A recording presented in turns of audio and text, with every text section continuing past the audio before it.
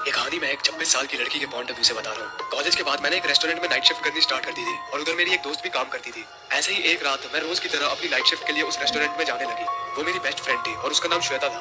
उस दिन पता नहीं ज्यादा कस्टमर्स आ नहीं रहे थे, तो हम दोनों ऐसे ही काउंटर पे बैठ के बातें करने लगे। हम लोग बातें कर रहे थे कि तभी वहाँ पे एक कस्टमर आया। देखने से वो काफी ज्यादा बूढ़ा लग रहा था। उसके कपड़ों पे काफी सारे दाग लगे हुए थे।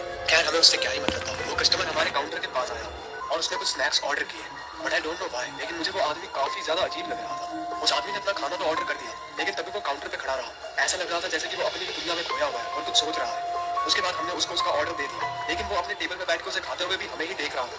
सच कहूँ तो मुझे ये आदमी कम लेकिन पजामा ज्यादा लग रहा था, लेकिन वो आदमी जिस तरीके से हम दोनों को देख रहा था वो काफी ज्यादा डिस्गस्टिंग था। उस आदमी की वजह से मुझे थोड़ा सा डर तो लग रहा था, लेकिन मुझसे ज्यादा मेरी दोस्त ज्यादा घबराई हुई थी। उसने मुझसे कहा कि उसे ये आदमी बिल्कुल भी ठीक नहीं लग रहा और मैंने भी उसकी बात से एकदम एग्री किया।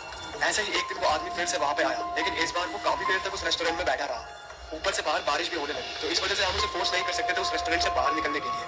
वो आदमी एक सीट पे चुपचाप बैठा हुआ था, लेकिन मुझे पता था कि वो आदमी हम दोनों को ही देख रहा है। एक तो उस आदमी का मुंह इतना सड़ा हुआ लग रहा था, मन तो कर रहा था कि उसके दो चार चप्पल मारूं। फिर वो आदमी श्वेता को घूरने लगा और इस वजह से श्वेता काफी ज्यादा डर गई थी। देन वो आदमी अपनी सीट से उठा और फिर काउंटर के पास आने लगा।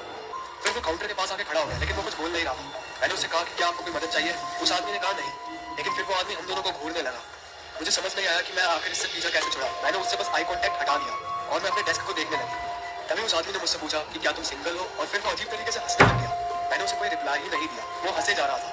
काफी देर तक वो ऐसे ही हंसता रहा, लेकिन फिर उसने मुझसे कहा, वेल, मुझे तुम काफी ज्यादा पसंद आई।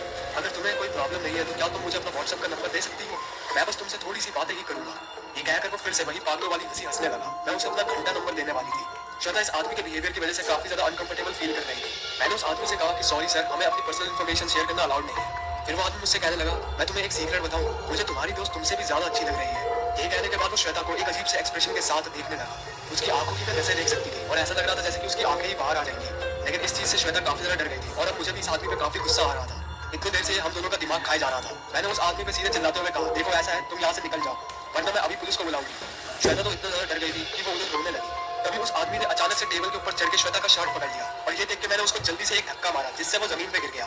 हमें कुछ समझ नहीं आया कि हम क्या करें, तो इसलिए हम जल्दी से उस रेस्टोरेंट से बाहर भाग गए। थोड़ी दूर जाने के बाद मैंने जल्दी से पुलिस को फोन लगाया और मैंने उनको सब कुछ एक्सप्लेन कर दिया। लेकिन जब तक पुलिस उस रेस्टोरेंट में पहुंचती तब तक वो आदमी वहां से भाग चुका था और ये नल्ले पुलिस वाले आज तक उस आदमी को नहीं पकड़ पाए। इस इंसिडेंट की वजह से मैं और श्वेता काफी डर गए थे, लेकिन ऐसा नहीं है कि उसके बाद हमने कहीं जॉब नहीं की। हमने दूसरे रेस्टोरेंट में काम करना स्टार्ट कर दिया एंड